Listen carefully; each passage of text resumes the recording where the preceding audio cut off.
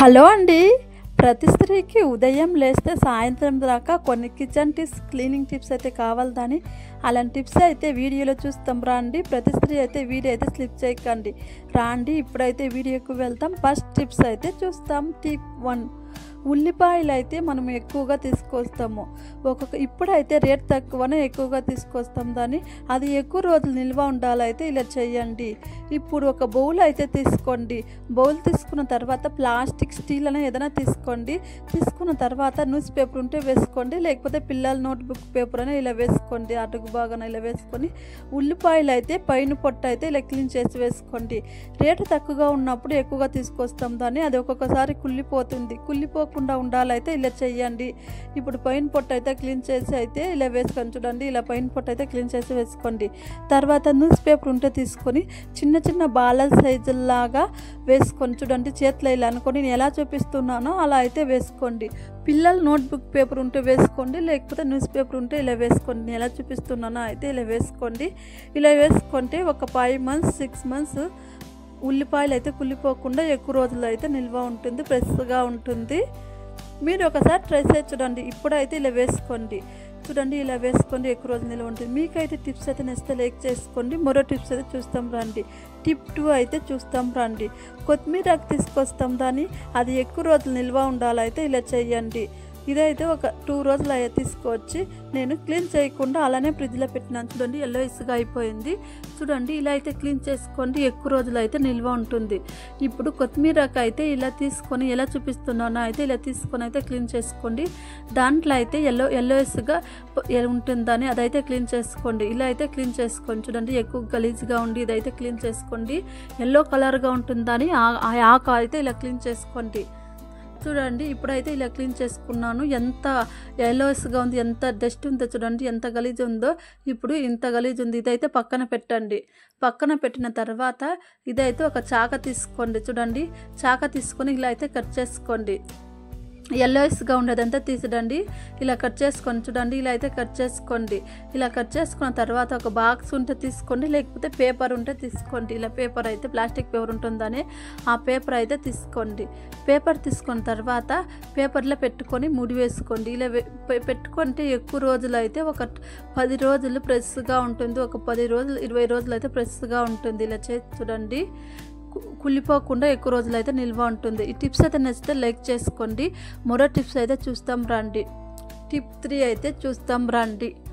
ఇప్పుడు switch box మనం ఎంత తుడిచినా కూడా డస్ట్ ఉండిపోతుందని చూడండి. మా స్విచ్ బాక్స్లో ఎంత డస్ట్ ఉందో, చేతిలో ఇలా అంటే చాలా చూడండి ఎలా డస్ట్ ఉందో.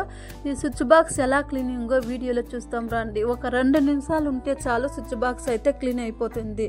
ఇప్పుడైతే కరెంట్ మెయిన్ స్విచ్ అయితే ఆఫ్ చేసుకోండి. ఆఫ్ చేసుకున్న తర్వాత స్విచ్లో అయితే ఆఫ్లా ఉండాలి, మెయిన్ స్విచ్ అయితే ఆఫ్ చేసుకోండి. తర్వాత అయితే కోల్గేట్ పేస్ట్ తీసుకొని, ఏదైనా పాత బ్రష్ తీసుకొని కోల్గేట్ పేస్ట్ అప్లై చేసుకొని ఇలా అయితే రుద్దుకోండి. ఇలా 1 నిమిషం పాటు రుద్దుకోండి. ఎంత బాగా అయితే క్లీన్ అవుతుంది చూడండి. కోల్గేట్ మొత్తం వేసుకున్నాం దాన్ని. ఎంత డస్ట్ ఉన్నా జిడ్డు ఉన్న స్విచ్ బాక్స్ కూడా ఇలా క్లీన్ చేసుకోండి. అయితే కరెంట్ మెయిన్ స్విచ్ అయితే ఆఫ్ చేసుకోండి. ఆఫ్ చేసుకొని అయితే ఇలా క్లీన్ చేసుకోండి. ఇలా అయితే పాత బ్రష్ తీసుకొని అయితే పేస్ట్ వేసుకొని అయితే ఇలా రుద్దుకోండి. చూడండి మెయిన్ స్విచ్ అయితే ఆఫ్ చేసుకోండి. ఇలా అయితే రుద్దుకున్న తర్వాత ఒక క్లాత్ తీసి అయితే లైట్గా ట్యామ్ చేసుకోండి. చేసుకున్న తర్వాత ఇలా అయితే తుడుచుకోండి. చూడండి ఎంత బాగా అయితే క్లీన్ అయిపోయింది. ఒక్కసారి క్లీన్ చేసి చూడండి. ఇప్పుడైతే క్లాత్లో అయితే క్లీన్గా అయితే తుడుచుకోండి. ఒక పొడి క్లాత్ తీసుకొని తుడుచుకోండి. చూడండి ఎంత బాగా అయితే క్లీన్ అయిందో. ఇప్పుడైతే క్లాత్లో అయితే తుడుచుకున్నాను. అయితే కరెంట్ మెయిన్ స్విచ్ అయితే ఆఫ్ చేసుకోండి. చూడండి ఇప్పుడైతే తుడుచుకున్నాను. ఎంత బాగా అయితే కనిపిస్తుందో. ముందు అయితే ఎలా ఉందో ఇప్పుడు ఎలా ఉందో చూడండి. మీకైతే టిప్స్ అయితే నచ్చితే లైక్ చేసుకోండి. చూడండి ఎంత బాగా అయితే క్లీన్ అయిందో. మీరు ఒకసారి ట్రై చేసి చూడండి. టిప్స్ అయితే నచ్చితే లైక్ చేసుకోండి. ఇప్పుడైతే మరో టిప్స్ అయితే చూస్తాం రండి.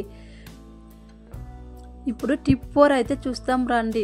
ఇప్పుడు కందిపప్పు అయితే ఒక 100 గ్రామ్ కందిపప్పు అయితే తీసుకోండి. 100 గ్రాము కందిపప్పు తీసుకున్న తర్వాత కుక్కర్ తీసుకోండి. కుక్కర్లో వేసి బాగా కడుక్కోండి. ఒక 3 times 4 times అయితే బాగా కడుక్కోండి. ఇప్పుడు వాటర్లో కడిగిన తర్వాత ఆయిల్ అయితే ఒక 1 స్పూన్ ఆయిల్ వేసుకోండి. తర్వాత అయితే పసుపు కొంచెంగా వేసుకొని మనము ఏ కప్పులో తీసుకున్నామో ఆ కప్పులో అయితే 1.5 కప్పు అయితే వాటర్ తీసుకోండి. 1.5 కప్ అయితే వాటర్ తీసుకోండి. తర్వాత అయితే కుక్కర్ అయితే మూత పెట్టుకొని ఒక 2 విజిల్ 3 విజిల్ పెట్టుకోండి. స్టవ్ అంటించుకొని గ్యాస్ పైన పెట్టుకొని 2 విజిల్ 3 విజిల్ అయితే పెట్టుకోండి. ఇప్పుడు విజిల్ వచ్చే లోపల చింతపండు కొంచెంగా నిమ్మకాయ సైజ్ అంతా చింతపండు అయితే వాటర్లో కడిగి అయితే నానబెట్టుకోండి. ఇలా అయితే నానబెట్టుకోండి. ఇప్పుడు నేనైతే 3 విజిల్ అయితే పెట్టుకున్నాను చూడండి. ఎంత బాగా 3 విజిల్ అయితే పెట్టుకున్నాను. కుక్కర్ అయితే మూత అయితే తీసుకున్నాను చూడండి ఎంత బాగా అయితే పప్పు ఉడికిందో. ఇప్పుడు పప్పు గుత్త అయితే ఇలా అయితే కలుపుకోండి. ఇలా అయితే పాముకోండి పప్పు గుత్తులో. ఇప్పుడు ఇలా పాముకొని గరిటెలో కూడా అనుకోవచ్చు. ఇప్పుడైతే కారం అయితే తీసుకున్నాను. చిల్లీ పౌడర్ అయితే 1 స్పూన్ తీసుకున్నాను. తర్వాత అయితే సాంబార్ పొడి అయితే 1 స్పూన్ సాంబార్ పొడి అయితే తీసుకున్నాను. సాంబార్ పొడి లేకపోతే చిల్లీ పౌడర్ అయితే ఎక్కువగా తీసుకోండి. నేను చిల్లీ పౌడర్ తక్కువగా తీసుకున్నాను, అందుకు సాంబార్ పొడి ఎక్కువగా తీసుకున్నాను. తర్వాత వెల్లుల్లి అయితే ఇలా దంచి వేసుకోండి. తర్వాత జీలకర్ర పౌడర్ అయితే 1 హాఫ్ స్పూన్ తీసుకున్నాను. తర్వాత 2 టమోటా కట్ చేసి వేసుకున్నాను. ముందుగా అయితే క్యారెట్, బీన్స్, మునక్కాయలు అయితే వేసుకున్నాను. ముల్లంగి అంతా వెజిటేబుల్ మీకు ఏ వెజిటేబుల్ కావాలో ఆ వెజిటేబుల్ వేసుకోండి. ఇప్పుడు వేసుకున్న తర్వాత ఒక 2 టంబ్లర్ అయితే వాటర్ అయితే వేసుకొని ఇలా బాగా కలుపుకోండి. ఒక గరిటె తీసుకొని ఇలా బాగా కలుపుకోండి. కలిపిన తర్వాత సాల్ట్ అయితే 1 స్పూన్ సాల్ట్ వేసుకొని కలుపుకోండి. సాల్ట్ వేసుకున్న తర్వాత ఇలా కలిపిన తర్వాత ఒక విజిల్ అయితే కుక్కర్ మూత పెట్టుకొని 1 విజిల్ పెట్టుకోండి. ఇప్పుడు మనం ముందుగా నానబెట్టుకున్నాం దాన్ని 1 విజిల్ అయితే పెట్టుకోండి. ఆ చింతపండు తొక్క అయితే తీసుకోండి, పక్కన తీసి పెట్టండి. ఇప్పుడు ఇప్పుడైతే 1 విజిల్ పెట్టుకున్నాను. విజిల్ పెట్టుకున్న తర్వాత కుక్కర్ అయితే మూత అయితే తీసి చూపిస్తాను చూడండి. ఇప్పుడైతే 1 విజిల్కి అయితే వెజిటేబుల్ అయితే ఉడికిపోయింది చూడండి ఎంత బాగుందో. ఇప్పుడు స్టవ్ అంటించుకోండి. తర్వాత అయితే చింతపండు గుజ్జు అయితే వేసుకోండి. చింతపండు గుజ్జు వేసిన తర్వాత ఇలా కలుపుకుని ఒక 2 నిమిషాలు పెట్టండి. తర్వాత తాలింపు అయితే తయారు చేసుకుంటాం రండి. స్టవ్ అంటించుకొని కడాయి పెట్టుకోండి. కడాయి వేడెక్కిన తర్వాత ఆయిల్ అయితే 1 2 స్పూన్ ఆయిల్ వేసుకోండి. తర్వాత అయితే ఆవాలు వేసుకోండి. చిటపటైన తర్వాత కట్ చేసిన ఆనియన్ వేసుకొని ఒక 2 నిమిషాల పాటు ఫ్రై చేసుకోండి. తర్వాత అయితే కరివేపాకు వేసుకొని ఫ్రై చేసుకోండి. ఇప్పుడు సాంబార్లో వేసి కలుపుకోండి. సాంబార్ అయితే రెడీ అయిపోయింది. చాలా టేస్ట్గా చాలా బాగుంటుంది సాంబార్ అయితే. కొత్తిమీర కొంచెం వేసుకోండి. వేడి వేడి ఇడ్లీలో తింటే, వేడి వేడి అన్నంలో తింటే చాలా టేస్ట్గా చాలా బాగుంటుంది. మీరు ఒకసారి ట్రై చేసి చూడండి. మీరు ట్రై చేసి చూడి ఎలా వచ్చిందని కామెంట్ చేయండి. మీకు ఏదైనా ఒక టిప్స్ నచ్చితే లైక్ చేసుకోండి, సబ్స్క్రైబ్ చేసుకోండి. Bye friends, please like and subscribe. Bye friends, మరో వీడియోలో కలుస్తాం.